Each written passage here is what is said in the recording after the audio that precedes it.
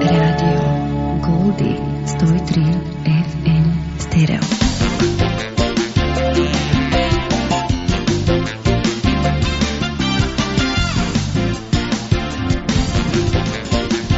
Добре дојдовте во емисијата Среда среќно, заедно со вашиот домакин Божана Ќуавкова.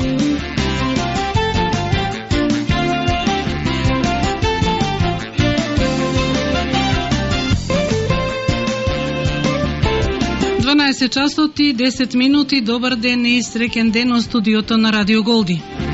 Денеска 18 февруари 2026 година. Започнуваме со Среда среќно.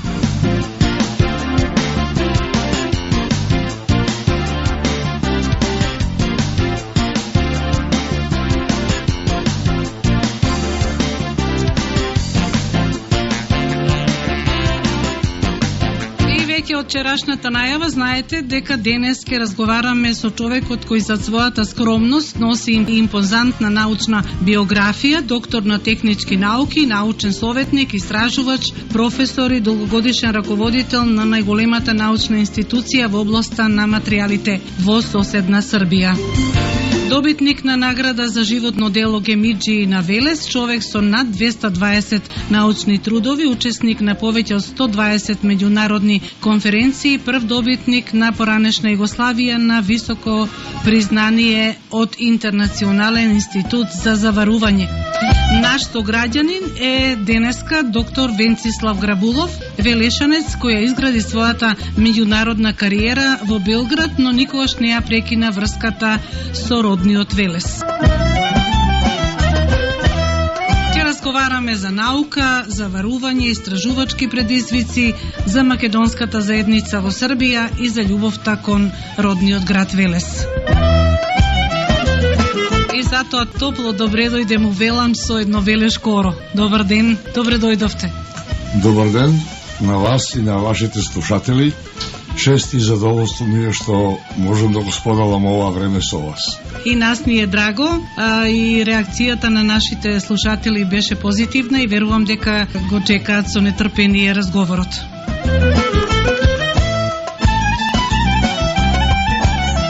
Редовно доаѓате во Велес и така и овој пат. Која беше причината? Има многу причини. Да. Секој доаѓање во Велес е поврзано со повеќе причини. Се разбира, датумот е избран 14 февруари, Свети Трифун. Имам пријатели, другари, кои што се заљубеници во вино, произведуваат вино и доаѓам да бидам дел од тој настан. Тука среќавам разни многу драги пријатели, ликови со кои што сум се дружал и се понатаму, и се обидувам да покушам да се обидувам да спојам корисно со она што го сакам, а тоа е да се видам и со својата генерација од матуранска, од гимназија која сме матурирале 1970 година, благодарејќи на моите соученици и двајца организатори како што е Пенчо Јаневски и Владо Стојанов, како сакат или Владо Стојанов, Пенчо Јаневски, они преземаат организацијата. На моје големо задоволство се собираме генерацијата, ми излегуваат во пресет кога сум тука и имам пон програм со фамилијата, ручоци, со другарите и така натаму, ќе ги спомнам подосна, да. И со луѓе кои што во животот ми значеле. Секој кога ќе сретнам ми изразива некое чувство, разбирате. Некој ќе го сретнам и ќе се сетам, па бевме таму заедно, овака.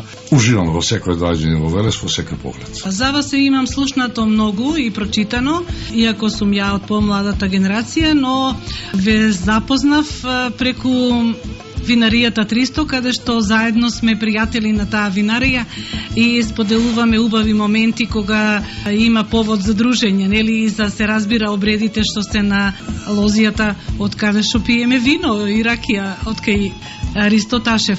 Еве го поздравуваме и него. Специјален поздрав. Ристо Ташев, кога во една прилика ме поздрави, пошто после некоја пауза се појавив на таа прослава, а доаѓам со задоволство затоа што тука среќавам, например, Миле Карага, тај дете со кој што седнавме првиот ден во школа во иста клупа. Истрнавме заедно во музичко училиште, армоника и така натаму првата генерација. А Ристо каже на голема вистина, ние вика словенци се дружевме кога немавме ништо, а имавме се. И така, тоа е на голема вистина и специјални поздрави. Да. Исто така, вашето презиме асоцира на една наша професорка, Виолета Грабулова, која што многу ја почитувавме, а и не тераше многу на дисциплина. Дали таа влијаше во вашето воспитување и можеби незината професија беше пресудна да одите на научна ориентација во животот? Малку измешано, да кажам, овака. Да, јас сум син на Виолета Грабулова, заправо она е сопруга на Киро Грабуловски. Да. Меѓутоа, знаете како велешаните горди, татко ми дошол домазет, како викаат, да. И она не дозволила да ми имаме презиме Приневско, така да јас сум единствен Грабулов. Овака, она важеше за строга професорка, или наставник, како сакате. Она не беше строга со мене, на мене повеќе од таа гледна точка влијаеше мојот дедо, така да и кога ќе направив некој, како викаат, дечи пустос, дедо би разговараше со мене, имаше поголем авторитет. Она не беше некоја која ме буткаше, јас и така бев малку нестрплив, брз, покушаваше да ме смири, али во секој случај влијаеше на мојата кариера, се разбира. Добро, еве и она оставила трак од незиното работење, исто така и вие, а еве сите овие работи што ги набројував навистина покажуваат дека имате богата кариера зад вас. Вие сте дел од таа златна генерација која што замина за Белград. Многу звучни имиња имаме од таму, можеме сега и да ги спомнеме. Зошто заминавте таму, а не, например, во Америка, во Лондон и така натаму, затоа што сега предизвик на младите е таму, а тогаш во Југославија беше Белград. Да, мораме да го гледаме политичкиот контекст. Таа Југославија, се разбира, јас кога зборувам за таа држава, не можам да бидам објективен, веројатно има некоја субјективна црта, меѓутоа морам да кажам дека тогаш Белград беше некој, не да кажем сон. Во Скопје имаше факултети, али имаше и некои факултети, не постоја сите. Не постојаше, значи, смер техничка физика на електротехнички факултет, тоа е атомска физика и тука велешани одеа масовно, некој смер на машински не беше задолжен. Во тоа време немаше фармацеутски и рударски факултет, па таа беа во главно македонски студенти. Тогаш не размислувавме за одење во странство. Значи, да ви кажам, мала дигресија, кога заврши факултет, након 5-6 години, еден од моите војковци докторираше тука и замина за Америка. Он е, како да кажам, прв братовчет на мојата мајка, беше смакнут генерацијски, он е 10 години само беше постар од мене, ме повика за Америка. И разбирате дека во разговорот со него заклучив дека немаме стандард ко американците, а живееме поквалитетен живот. Поквалитетно социјален живот. Имавме дружење, сабота, недела во нечија викендица, одевме на одмор редовно, одевме на скијање редовно. Американците вика си го дозволуваат тоа, ако ќе отидат во пензија, па на Мајами Бич ке купат куќа, па уживаат во пензијата. Заклучив дека можда е добро да возам и Рено 4 или некој Застав или 300, и да патувам 2 дена до море и да уживам, него таму да размислувам како ќе биде со социјалниот живот. Не беше Америка тогаш сон. Добро, како ве пречека Белград тогаш? Тој голем град. Како се снајдовте како студент? Почнавме да кажам овака, многу велеше мислат Венци Винча, атомска физика. Јас заминав за Белград, уште во основно училиште и во, како се вика, во гимназијата, бев заљубеник во физика, одев на надпревари и атомска физика беше тогаш во мода.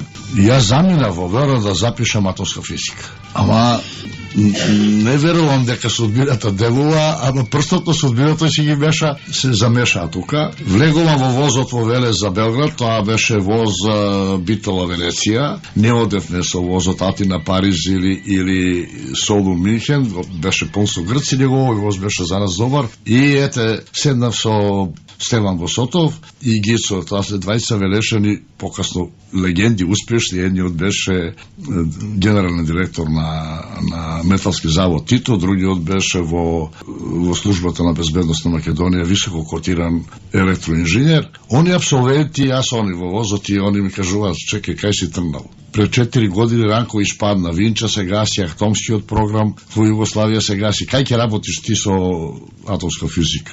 Меѓутоа, Белград како ме дочека. И поред тоа што имав добар смештај, бидејќи дедом имаше родена сестра, професорка на факултет во Белград, сместен сум таму, ама они ме шетаа по домовите македонци таму, лево десно, беше Велешака Катица Чулавко, не Катица Чулавко, пардон, него Чумбева, се извинувам. Катица Чулавко, иначе еден од моите идоли, да се разбереме, од младински дерови. Тоа иначе сега почитуван академик, а јас, благодарејќи на неа, влегов и во општествено-политички води, да се разбереме, мој ментор. Па не случајно ја спомнавме, не? Не, па не случајно, што се кажува, како се вика, Чумбева, Павлина беше таа, колешка студира технологија. И тука нешто, и по тие журки, да кажам, или додека чекав да се запишам на електротехника, ја сменив одлуката. Бегам од електротехника, логично се вратам во Скопје, таму има технолошко-металуршка, како би тоа избор. Не знам ни како беше до тој избор дојде, али ме пречека Белград така, и вистина е тоа што викаат, кој дошол во Белград, се напил савска вода, останува таму, и јас така останав, ете. Да, толку години сте таму, и сега, и покрај тоа што сте пензионер, се уште сте активен. Кога свативте дека науката ќе биде вашиот животен пат? Сватив, може, после 4-та година. За време на тоа лето имав некоја, како се вика, студентска пракса. Иначе, кога запишав технолошко-металуршки, не мислев баш многу на металургија, мада на ум ја имав топилницата во Велес.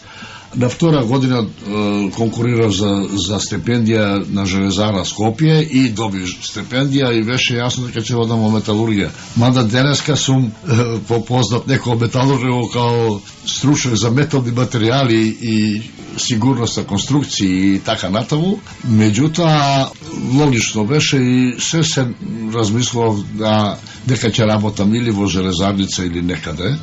Меѓутоа, во Значи сте мислеле да се вратите? До некој време. И тоа лето беше пресудно.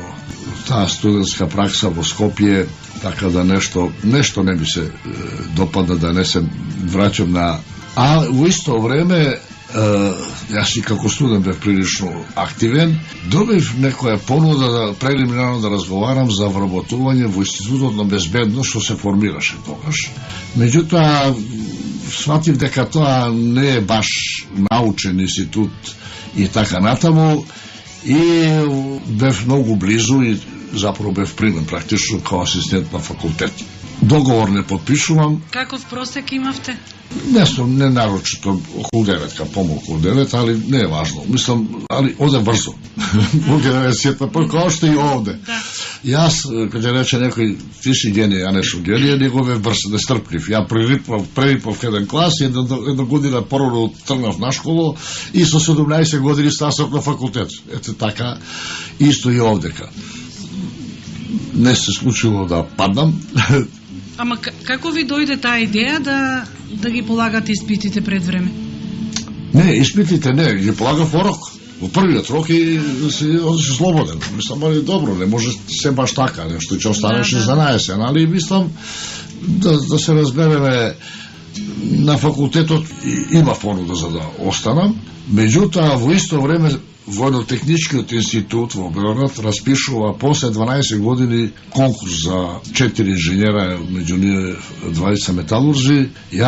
Ние имавме слушано дека во тој институт работат некои светски имиња кои што се пред своето време. Не треба да да мислите дека претерувам, али треба да сватите дека во тоа време Југославија е еден голем извозник на наоружање и војна опрема и дека има своји технологии за своји материјали од панцирни челици до оклопи, челици за оклоп до овие за други средства за наоружање и дека таму работат некои анонимни професори кои што после се покажа дека се пионери во светски кругови и јас имав среќа да работам со такви. Еден од нив е заправо генерал професор Александар Радовиќ, да кажам, мој втор татко, иначе што се кариерата тиче, тој човек, еве сега воведена европска награда за Александар Радовиќ и јас ја добив као некој што постигнал во тоа подрече нешто и сакам да го кажам, јас сум таков, го спомнувам тоа име и на другите мои ментори што ми биле ни животот, ја се најажувам и малку гласот почнува да ми трепери, али тоа беше една ситуација кога голем изазов. Некој ќе помисли дека отидов во антични институт бидејќи беше поголема плата и поголема шанса се добие стан. Не. Во тој момент тоа така не размислував. Него размислував дека таму ќе работам нешто што ете ретко кој работи и тоа се преломи кога мисле дали асистент или ова. После се вратив на факултет успут. Значи, професионално веќе се закотвувате таму, меѓутоа, љубовно не. Си земавте жена од Македонија. Да. Како се случи тоа? Па да ви кажам, тоа е врска од мои гимназијски денови, а мојата сопруга е иначе коничанка, позната од фамилија Чупчеви, да кажам, многу драга во фамилија. Да. Се разбира, ја кога кажувам, кога ќе дојде тука, ќе ги набрам другарите и кажам, Балдазата е најважна Марија, Баџанакот, Анде, дивните фамилии на незиниот брат, на жал, починат Оката, што го вика Чупчев, познати се, и во секој случај уживам. А со неа така имавме таа врска од млади денови, она бе 8 оделение, јас 3 клас гимназија, а 1 година разлика, и така, и онда се случи да она одлучи да студира фармација, пошто во Скопје нема фармација, да дојде во Народ да бидеме заедни и така останавме. Имаме 2 сина и... Да, и синовите исто ви се научници? Жената е фармацеут. Она фармацеут, сега е во пензија како и јас, а синовите тачно, постариот син е докторираше во Холандија, во Делфт, работи во Америка, во Google, постариот син, помалиот е од друга страна успешен професионално, он беше вработен во Price Waterhouse, а сега е KPMG, тоа се две фирми од големата четворка ревизорски куќи, кои што се бави, он се бави со форезника и така натаму, и има тука некоја исто меѓународна слава и најврните светски лиценци за финансиски, како се вика, малверзации. Да, ова го спомнав затоа што за еден комплетен успешен човек, бидејќи ова емисија е Среда среќно, треба да бидеш успешен и во професионална гледна точка и на семејна. А тоа вие сте го успеале. Да. Немам причина да бидам незадоволен и не сме од тие родители, ајде уште, сакаме да децата имаат и свој живот и приватен и драго ни е што и едниот и другиот имаат своји хоби и уживаат. Светили се на својата работа, али наоѓаат време и за други работи. Луѓе доаѓа од Велес, ве побаруваа таму? Да, да кажам, малку нескромно, мене ме вика некој задушна баба, али некој вика велешки козу. Аха. Прво да се разбереме, ние велешаните носиме нешто што ја не претерувам вечно другите македонци не носат. Не знам. Или така мислиме само? Можда мислиме, да. Али се случува да ви кажам. Ние знаеме, град, Битола бил град на конзули, Скопје била касаба, мислам, пред век, да. Пред 2 века и така натаму. Крушово бил поголемо 900 година Скопје, например. и така натаму. И сите држиме дека, а ние велешаните као ние сме биле некој град со градска традиција и така натаму. Добро, раскрсница и има тука вистина, веројатно. Велес се прво се отворило. Tako, ako така гледаме, да. И ако гледаме ваш колега, иначе да спомнам, успешен македонец во Белград, доктор Костов, он е од Кочани, али е новинар и работи во државна телевизија кој хонорарен соработник, води емисии посветени на македонското малцинство и со успешни македонци. И јас бев кај него еден од гостите и он ми постави многу убаво прашање.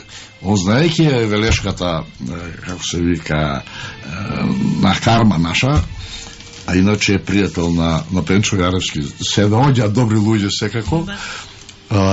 Вика, ако братот од север му пружи рака на братот на југ, а тоа од југ кон север, па и од исток или запад си пражат раци, тие раци ќе се вкрстат над Велес. И онда се Велес е тука центарот на се, и така држиме. И да ви кажам, значи, така почнало, а и пред мене било. И ја, кога дојдов, некој ме пречекал. Да. Босата ницоте. И јас пречекував многу велешен. И сите што дошли да запишат факултет и покасно успешни као Беличев, Пепи Беличев, за жал го нема со нас, ние го викаме Пепи Беличев, он е Петар во Србија познат, или Лјупчо Аџиевски, и тоа се реши, тие се, да кажам мои деца. И дојда на атомска физика, поготово Пепи, да. Благодарејќи тоа што ја не успеа, па успеа да го преку него направам. Доктор Милчо исто беше, нели? Доктор Милчо, да. Доктор Милчо дојде во меѓувреме и томе на Демниева Гордана сопругот, дојда во меѓувреме. Милчо, медицина, електротехника, тоа се ние велешен што во тоа време се дружат. Лилјана Соколова.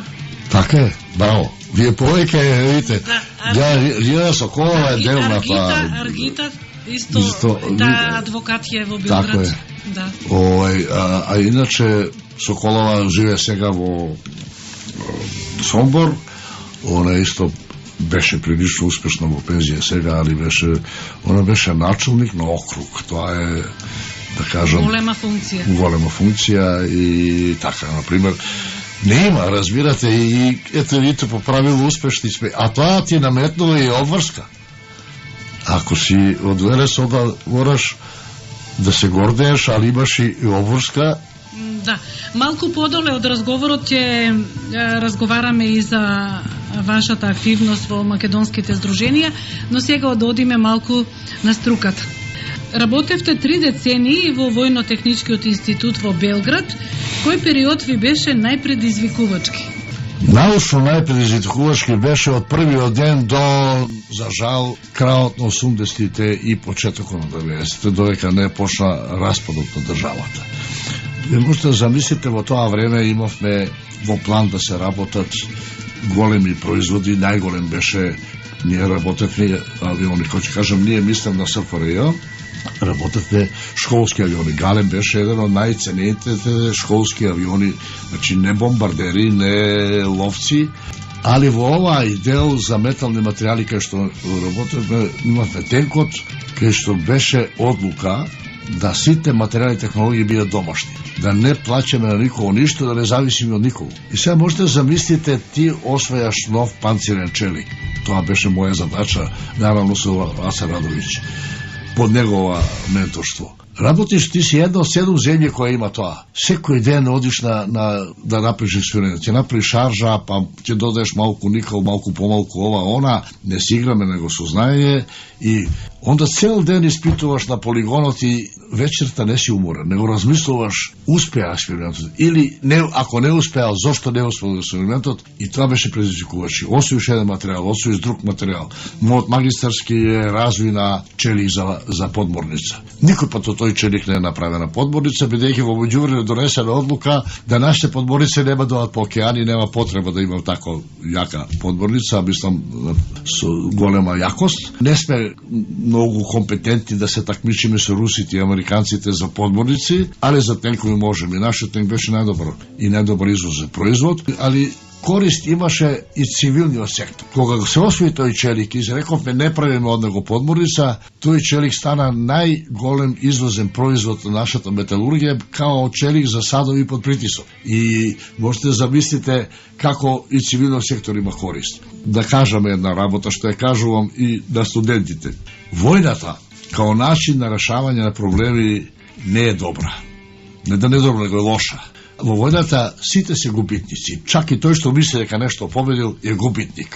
Се губат животи, се губи многу работа. Меѓутоа, една позитивна работа има. Припремата за војната кај сите земји предизвикува да се вложуваат средства, да се направи некое ново оружје да го нанесе штета на непријателот, а така се развиваат нови материјали, нови технологии. Така да сега ова што имаме, што сум работел се за тенкот, оклопни материјали или материјали отпорни на големо брзина действување на силата, тоа се користи во цивилниот сектор. Може да направиш сега кола, која што ќе оди 300 на сат и кога ќе удри во ударна рупа нема да се скрши, во дупка во асфалтот нема да се скрши. Се работи затоа да зборуваме со едноставен јазик.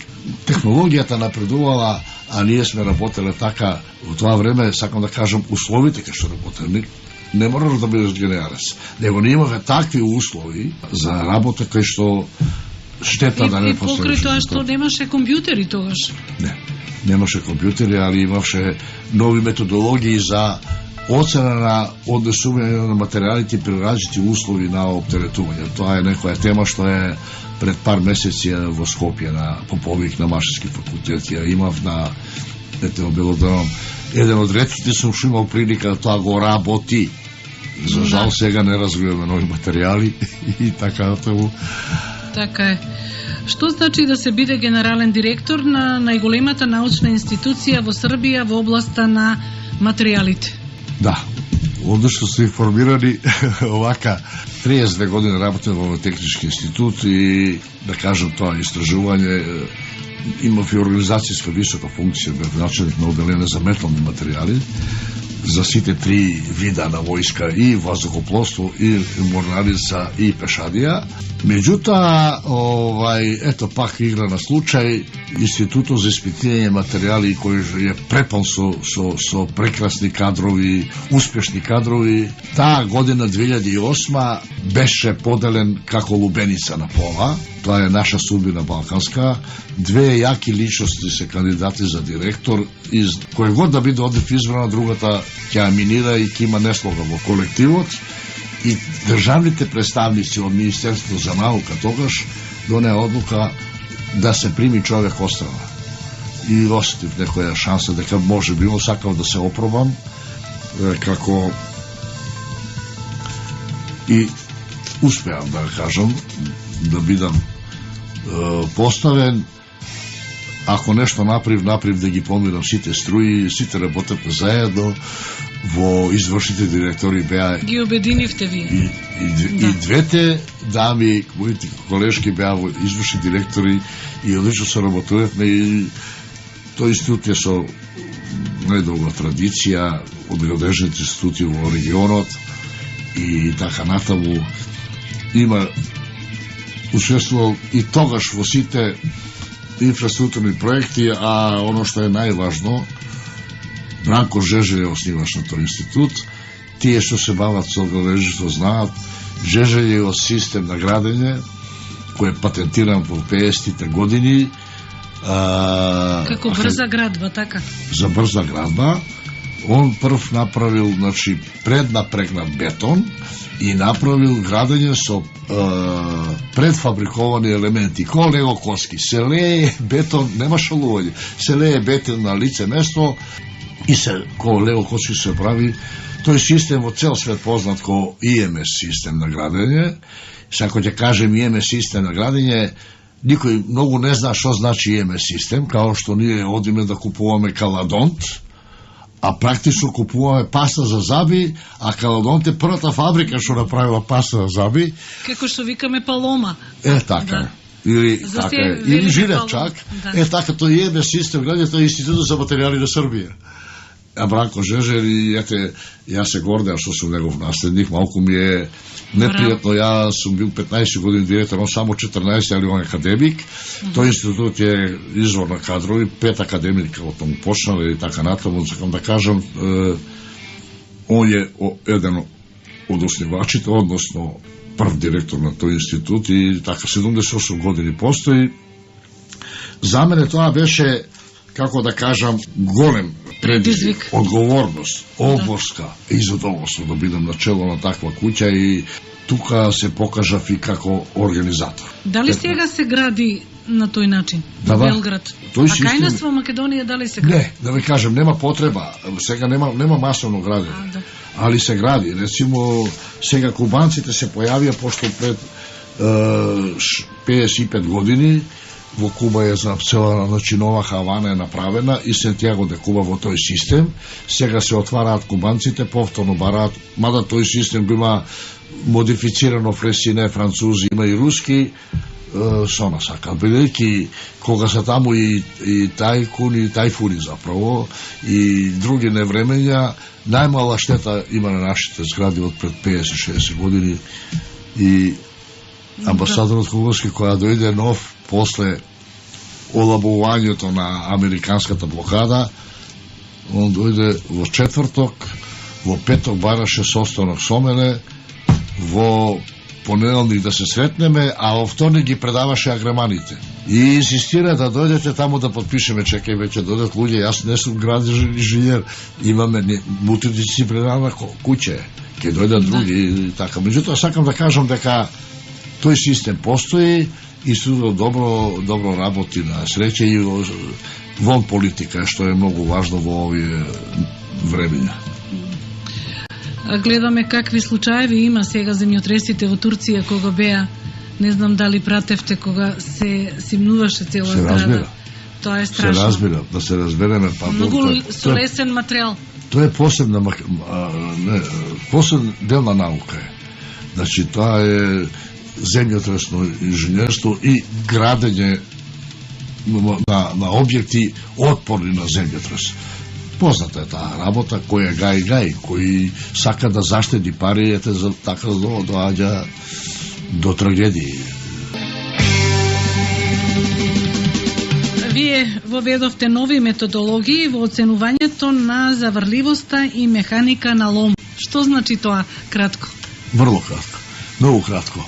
Значи, заваривање е еден од начините на обликување на конструкциите, значи спајање. Сам по себе тоа е грешка. Значи, имате хомоген материјал, а сега кога заварувате, знаете, имате дел кој се топи, па дел кој има доживеал термички промени и структурни промени, така да имате една папазјанија од микроструктури и особини на материјалот. Имам среќа да работам со Аца Радович, кој што во главата своја имаше методологија како се проценува. Таа заварливост не е особина која се мери, као нешто за течност. 2 литра, 3 литра, 5 литра, или тежина на бананите, 100 грама, 200 грама, кило. Не е математика, нема. Овдека има, значи, процена преку многу тестови и така натаму. Да. И таа методологија која осмисли, тоа е, значи, процена од неколку материјали кои имаат слични особини, кој е погоден за заварување. Од некој кој ќе го завариш ќе пука, а другиот нема да пука, да кажам едноставно. Ете, и тука имаме своји методи, и тука имаме доприноси, и тука имам и јас своји доприноси, има неколку методи кои што се стандардизирани и мора да кажам. Дали се применуваат тие? Како да не, сега тоа е више класика. Али во тоа време треба да разберете дека кога се појавивме ние дека жиловаста, рецимо критериум на заварливост, сите се чудеа. Верујте, сите се чудеа. Бевме во ИСО стандардизација, комитет универзитетот во Милано со професор Стојан Седмак, кој е еден од пионерите на механика на лома. Ја имам среќа да работам и со едните и со другиот. Бев малиот палуби, што викато, но и помоштикот, али успеав. Има тука група македонци, да се разбереме, се направи центар во бивша Југославија.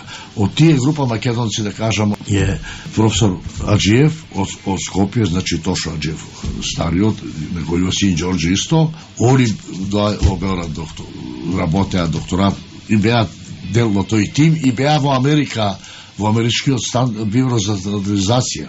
Значи, 5 фирми од светот, 5 лаборатории кои што развива механика на тоа време. Може би некои развивале, не сме знаеле. Американците не поврзаа и работеве на не на одавање на војни тајни, него развој на тестовите и методологијата да се стандартизираат. Значи, професор Аджиев беше, Благој Петровски исто е професор, ој е иначе од Свети Николе, али во Нови Сад има завршено, па во Белград работеше на Технолошкиот факултет и тој мојата маленкост. Ние сме тројца македонски од тие првите генерации што почнаа со механика лома да се бават и ете. Исто така, вие сте и прв од поранешна Југославија добитник на признанието на Интернационалниот институт за заварување. Вака. Интернационалниот институт за заварување е светска заварувачка организација, али да не кажам да постои само на папир, него постои со своја зграда, кој Обединените нации со вработени 70-тина ги има разни комисии, значи она делува така и има своји стандарди и процедури по кои што се работи и има разни награди. Една награда е за намлад млад истраживач, па има награда за кој развил нова технологија на заварување, кој развил нов додатен материјал. Една од наградите се вика за регионална соработка и образложението е ако си допринел на подобрување на животот со развој на нови технологии што ќе го подобрат животот во некој регион. И јас се гордеам со тоа што тука направив после војната регионот екс-југословенски да се спои макар заварувањето. Заварувањето спојува, тоа е нашето гесло. Ако некои политичари дале допринос да се скараме, развоиме, ајде ние да си помагаме. Упатени сме едни на други и тоа ме препозна. Нема да верувате. Сите републики мене ме предложија не од своја страна, него предложија Грабово Венцислав, него ја имав номинација, они не може да верат како номинација од Хрватска, ти си Србин као, пошто јас представам Србија, или од Словенија, па луѓе, ние сме заварувачи, ние живееме заедно, баталите тоа. За жал Македонија не е тука, да кажам, член ни Босна, тоа е скапа играчка. Јас се тогаш потрудив да Македонија, чак и под уставното име, кога не беше ни решено проблемот со името, и професорот Аджиев и неговиот помалиот син се потрудија, беа ко посматрачи на 2 годишни собранија. Меѓутоа, знаете што нема средства и не можам ништо да заменам. Македонија има кадрови, али соработуваме па преку нашето здружение Македонија е застапена и таму на некој начин. Значи, секогаш Македонија е присутна кај вас, да. Истото случај со Босна, да се разбереме, и Црна Гора. Црна Гора нема ни многу амбиции за сега. Исто така сте биле и член на бордот на директори на оваа светска организација. Колку е важно регионот да биде вклучен во светските научни текови? Иако одговоривте на неја. Не, да ви кажам, многу е важно. Се работи за нешто друго. Не би сакал да мешаме политика, бидејќи јас станав член на бордот на директорите 20 година, а војната во Украина пошла 22. И малку и тука ќе задржиме, али сакам да кажам, таа институција постои од 48 година. И то ондашна ДФРЈ, Демократска федеративна република Југославија, е една од основачите. Никој пат не сме имале во бордот на директорите, имате 9 директора кои што се избрани и 3 кои се по функција. Тоа по функција не го броам. Ако Загреб или не знам Белград организира, како се вика, годишно собрание, 3 години мандатот, година пред собранието, година за време собранието и година има едно место. Али од овие 9 избрани, никој пат не влегол никој од Источна Европа. Зошто? Тогаш беше железна, пердешо вика, Полска, Чешка, али пазите, тоа се индустријски сили. И били и пред Втората светска војна и после Втората светска. Нема од тоа представници. Нема представници од Румунија, Бугарија, а нема од екс Југославија. Разбирате, од бивша Југославија. И онда, како се вика, влегов таа 20-та, ко прв, онда после мене влезе колешка од Украина, малку да се, не викам дека, али има некоја политичка позадина чак и во тоа. И онда дојде проблем. Почна војната и ќе се донесе резолуција да ги исклучиме русите. Чекај сега. Не сум русофил. Али ние сме техничка организација.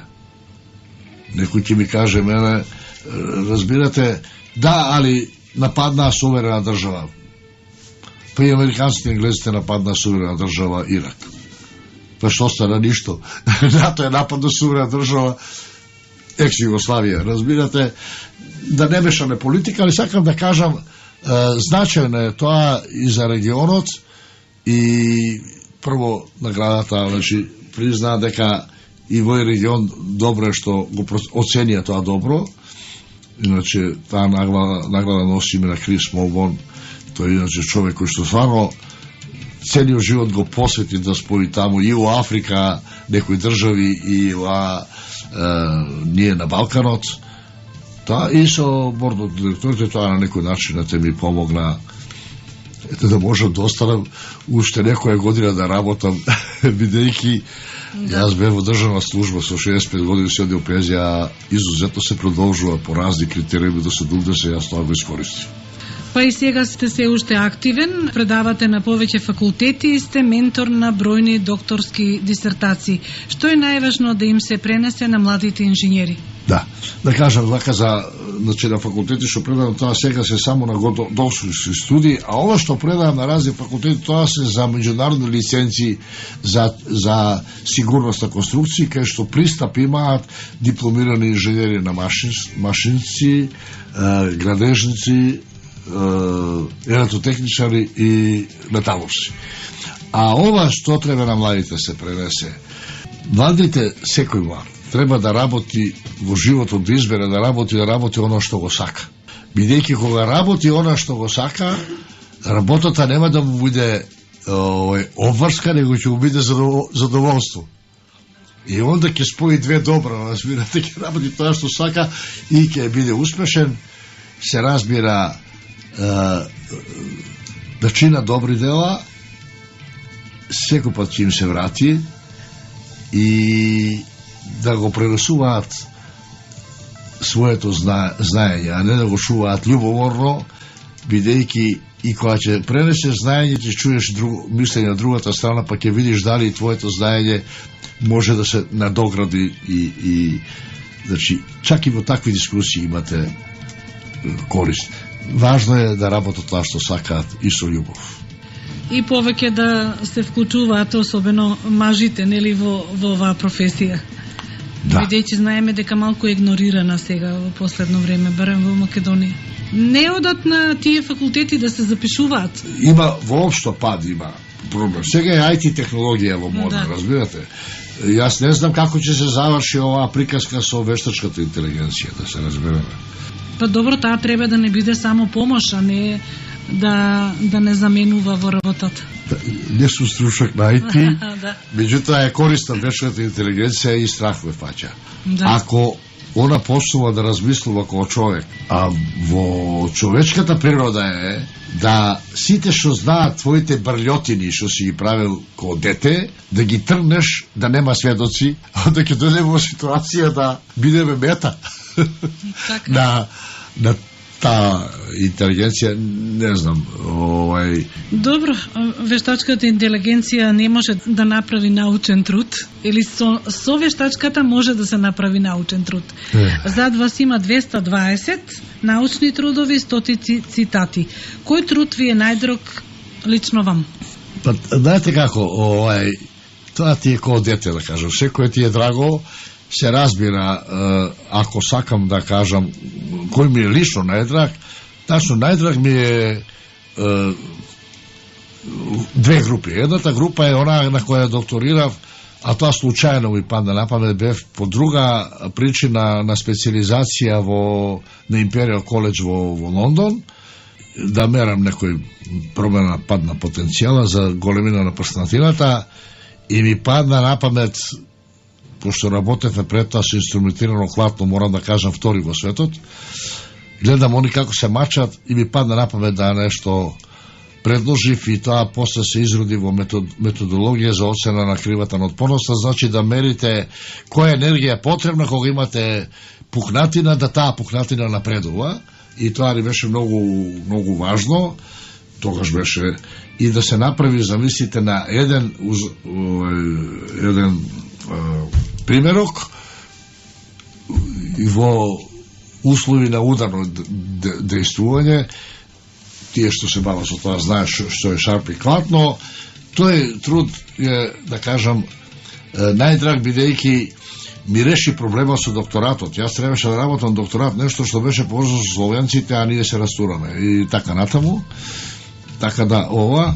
И една група која се бави со енергија на создавање на прснатина, пукнатина или енергија на ширење, тоа го воведовме како критериум за оценка на заварливост, а тоа се најцитирани трудови. До душе морам да признам, еден од најцитираните трудови е трудовите на еден млад професор кој што сега стана, кога беше докторант пред 25 години. Со него почнавме да работиме нешто и тоа се уште е цитирано, тоа се наши резултати пред 20 години. Секој ден добивам по некој академија Еду или LinkedIn дека добивам тој труд, тој го прочитал, овој го цитирал, а овој барал копија и така натаму. Мислам, има полно, али две дела. Се е тоа во стварање и ширење на прснатини. Тоа е целата работа. Едноставно решено.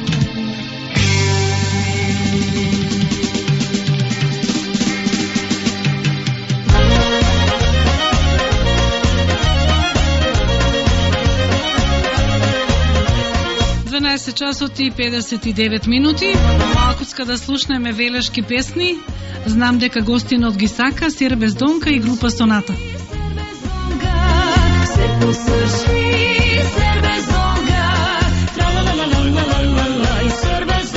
сега време е за едно орте. Нека ви е на здравје.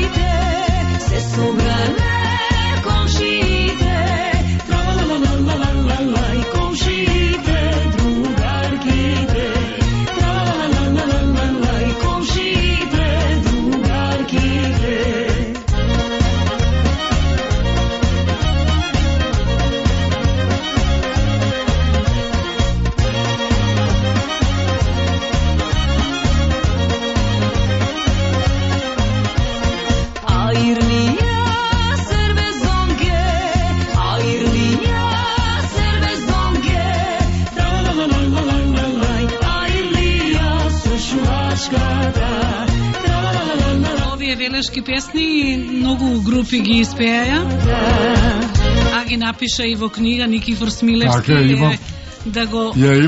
Да се подсетиме. Има неколку книги негови, али едната таа е за секоја песно има приказка. Да.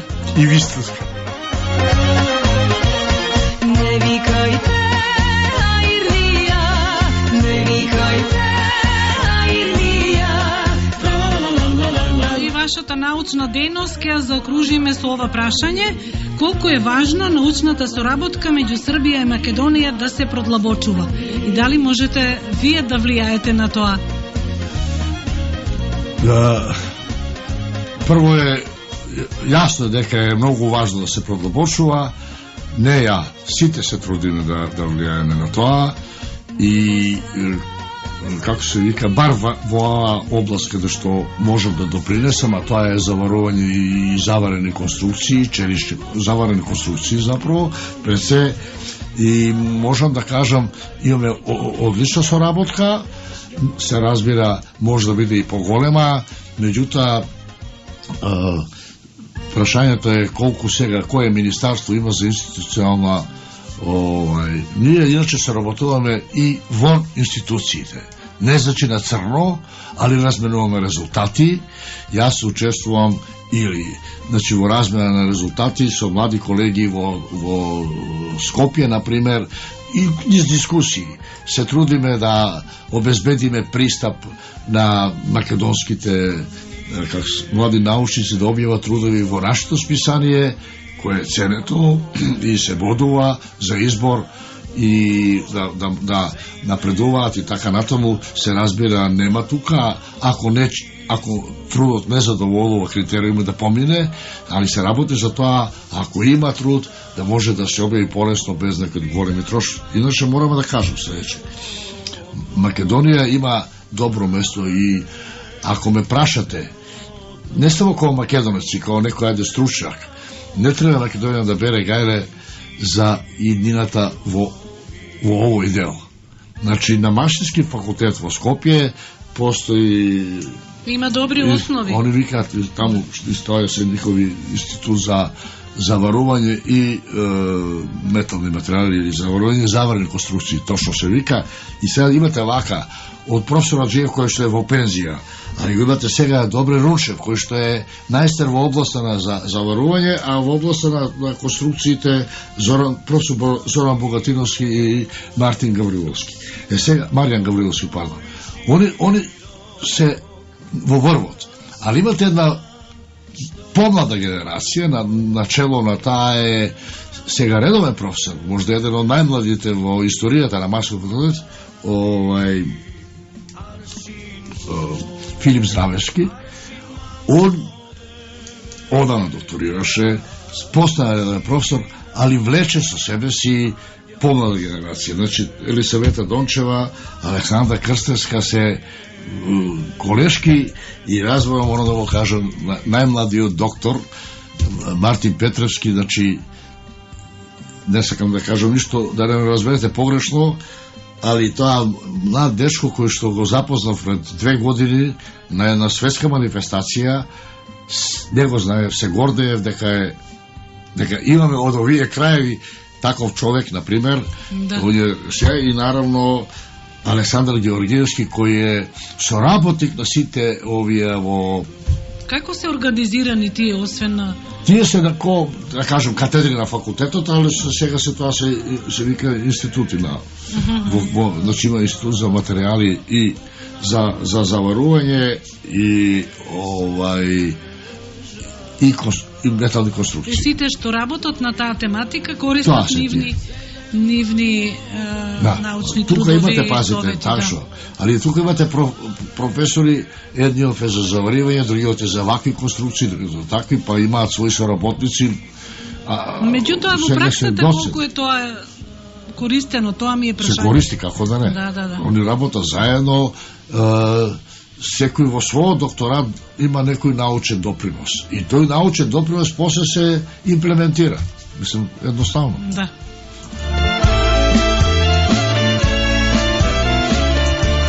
Ако не ве прашав од оваа област, па да одиме на друга тема. Да не претеруваме со струката, да. Имаме уште теми, значи, како замислувам она што треба за активностите на македонците во Србија. Ресимо, тоа би било интересно за слушателите. Така е.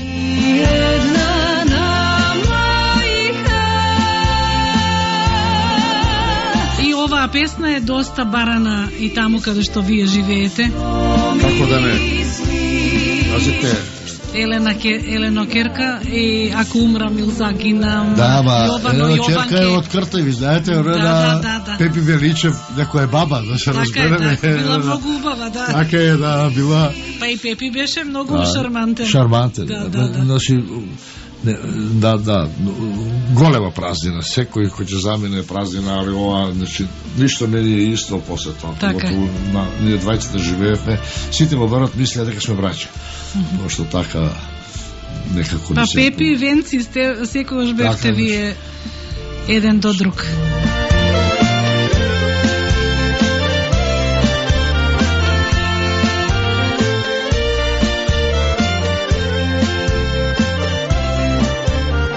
Навистина е среќа што ви има таму во Србија како македонец и вие сте еден од основачите на најстарото здружение Шар планина.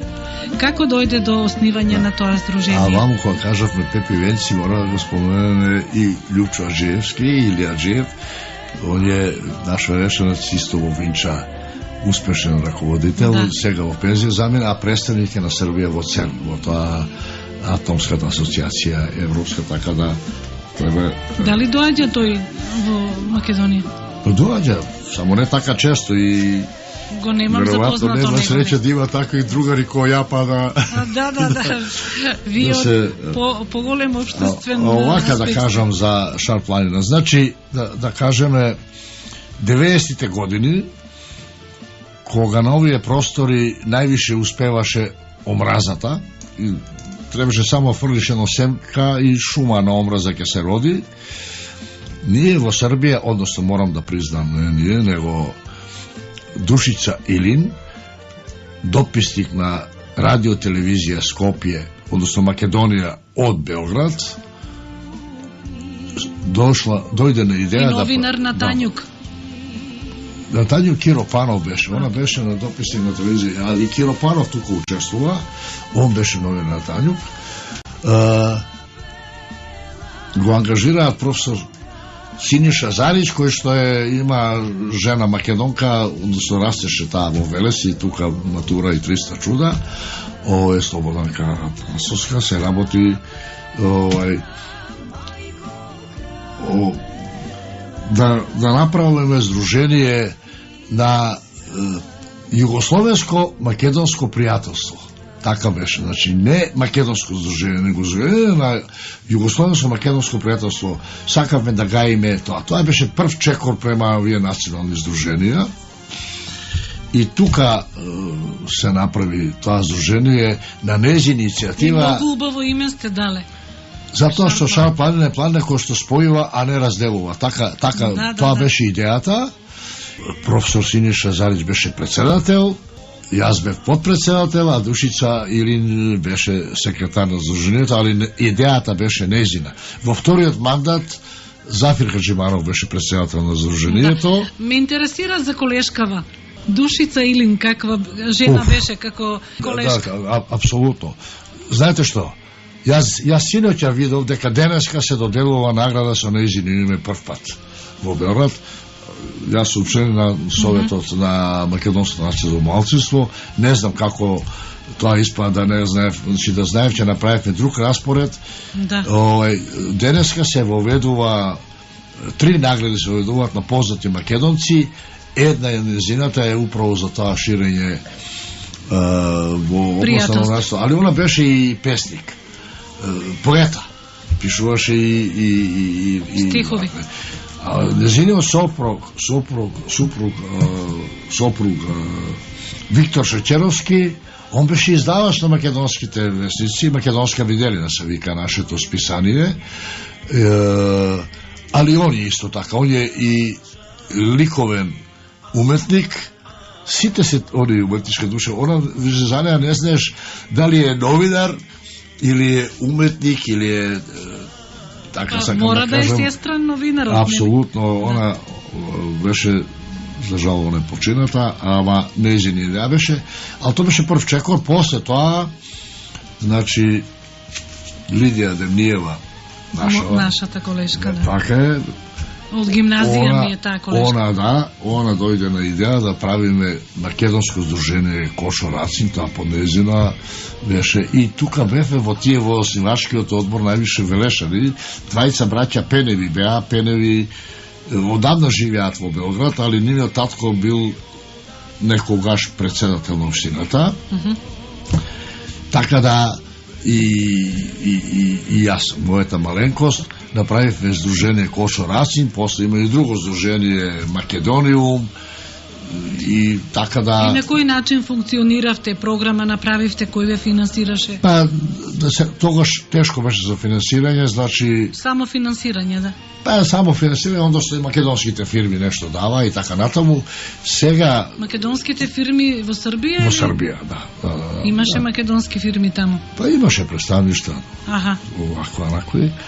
Меѓутоа, сите состаноци беа во куќата на Демниева, мислам, да се разбере, ако така разговараме, или овие другите, Македониум, да кажам, па онда, али треба да се каже друго, во меѓувреме, значи во Србија се формира Министерство за национални малцинства, а во тоа министерство партиципираат сите народи кои што имаат она 3% колку е условот да биде национално малцинство, значи имаме заедница на македонци, значи, и тука преку електори учествуваме во работа на владата на Србија, кога се во прашање сите проблеми на националните малцинства. Значи, имаме Национален совет на македонското национално малцинство.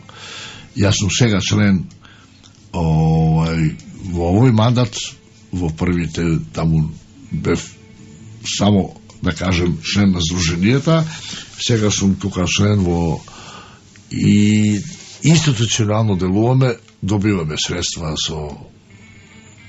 од државата. Од државата, али од Македонија, и Македонското министерство има одлична соработка нашето, кој ќе кажам, мислам, Македонско министерство за култура, сега и туризам, да. Господинот Лутков е тука, наш човек, така да го имам запознато, така е, и амбасадорот Тупанчевски, кој е една импозантна личност и он допринесува на тоа, али сега да се разбереме, имаме стабилни програми кои што поминуваат на сите инстанции, и на македонската влада и на српската влада, и имаме финансирање и можеме да финансираме разни честнувања, да финансираме да нашите деца учат македонски јазик. Значи, пред 2 месеца обележивме 7 години овладување македонски јазик во 4 основни училишта, пазите, во Лесковац. Не зборувам за оние села околу Панчево, Јабука, Качарево, Пландиште, Глогоњ, каде се македонски селеници од после војната, цели села населени со македонци. Во селото Јабука основното училиште се вика Гоце Делчев. Во селото Јабука домот на културата се вика Кошо Рацин. Во селото Јабука има и 3-та, и 5-та, и 8-та македонска ударна бригада, улици и така натаму. И да, таму се одамна се учи македонски јазик, двојазично е, али имаме 400 ученици во Лесковац кои што изразиле желба да учат македонски јазик. Ете тоа да видите, и тука беше и нашиот амбасадор, и македонскиот министер за диаспора и така натаму. Да. На пописот како стоат македонците? Послабо, значи да.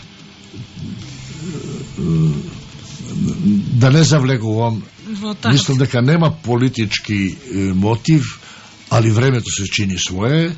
Ако ги поредиме резултатите на пописот последен, тоа беше 22 запрово поради ковидот, и 11 година, на 10 години се работи пописот, бројот на македонците паднат. Се разбира, децата, втора генерација, трета генерација се врши асимилација, Не мислам дека се врши политичка асимилација на некој притисок. Природно. Али природно, таа деца, што сега, дедо му бил македонец, па каква врска има, он се чувствува така и не знам, ние се трудиме, не смееме да вршиме притисок деца, ја не вршам на моите и ако ме прашате, ја стварно не знам како се изјаснуваат моите деца, односно баре војште во Србија, мислам, знам, али се работи за тоа што имаме тој проблем. Мислам дека не сме паднале границата 3%, ако паднем имаме друг проблем. Не можеш институционално да делуваш. Така е. Па затоа и овие здруженија ги формирате за да се шири таа продолжува македонска традиција. Пред сите вие здруженија, уште у бивша Југославија, прво македонско здружение имаше, зависите, во Пожаревац. Али тоа беше онака чисто македонско прво. И тоа е, морам да го кажам, мада ние некоја соработка немавме во збором у времето кога почна распадот, а ние соработки имаме вака, правиме најмалку е другарска вечер, али честуваме 2 август, честуваме 11 октомври, 8 септември, по повод на тоа. Онда имаме, сега имаме, значи Васил Шутановски е, како се вика Шутанов, е директор на Македонскиот културно-информативен центар. Имаме простори, не знам, повеќе од скоро 200 квадрата и тука одржуваме настани промоции, промовирање. Во петок, значи сега ќе имаме вечерта, вечерва е наградата Душица Илин, а она е во клубот на книжевниците, а утре вечер е денот на мајчиниот јазик. Професори академици од Македонија се гостуваат и ќе зборуваат за мајчиниот јазик. Имавме така, се сеќавам кога беше овој Велешанцев, како се викаше, номинар беше Добро. Ќе ми текне Велешанец? Велешанец беше Тоциното. Тоцинот. Да. Така е. Тоцинот беше а мојата балдоза, она е книжевност, она беше оберат и се воодушеви кога виде Марија како Тоцино доаѓа и како убаво зборува за македонскиот јазик и така натаму. Сега мислам во Словенија е он. Али тогаш продолжува да шири он секаде. Беше тада Тоцино, видите, ми се блокира мозокот, али не очекував дека ќе дојдеме на таа тема, видите. Па добро. Добро, да е во ред. Али а има ли културни уметнички друштва нешто? Имаме Македониум се вика исто овој културно-уметничко друштво, они гајат македонските песни. Тоа се може би и на нашиот фолклорен фестивал биле гости. Не можам сега не знам, ако не биле да направиме нешто да дојдат, може би тоа. Да, може. Ние имаме. А може и наши пак ај вас да дојдат. Они немаат средства, али ние ги само финансирање, значи имаме чланарина колку е, а преку чланарината што ќе уплатиш оди за здружењето. Тоа се женска пејачка група и неколку мажи кои што се на инструменти ги пратат, а само се женски гласови. А иначе да ви кажам, кога бевме во Лесковац, оваа прослава, таму паднав во Лесковац, видов дека има и таму изваредна група која е мешана, а пеат македонски песми. Да. Ајде, одиме сега со вашиот којник. Да.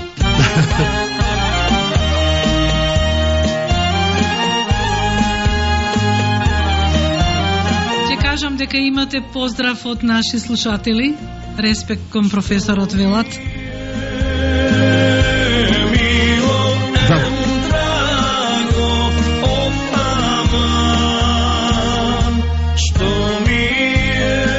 Во Македонија важи од кај ви жената, од таму сте? Добро, мојата е од којника, јас сум старбост, така да, а не од Велес.